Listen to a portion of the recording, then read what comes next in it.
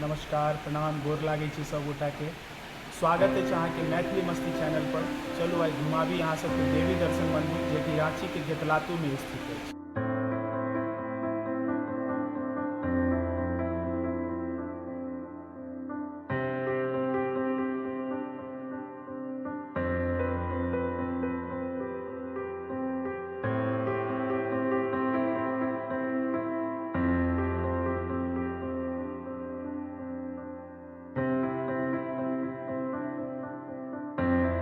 अगर वीडियो नीक लागे तो लाइक शेयर कमेंट जरूर करब और साथ ही लाल बटन के दबा कर मैथिली मस्ती चैनल के सब्सक्राइब सेहो करब।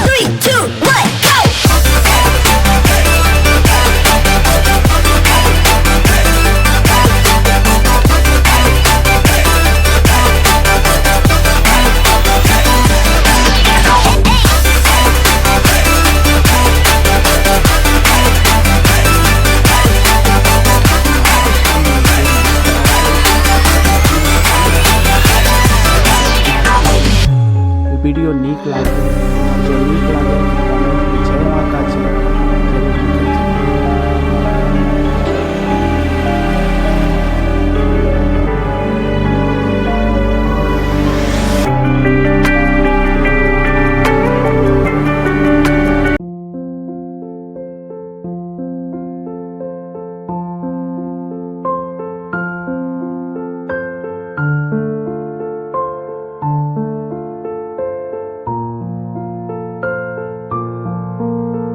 जो अपने ई वीडियो फेसबुक के माध्यम से देख रहल छी तो पेज के फॉलो करी, मैथिली मस्ती चैनल पेज के फॉलो करी और साथ ही अगर यूट्यूब के माध्यम से देख रहल छी तो लाल बटन दबा कर सब्सक्राइब जरूर करी।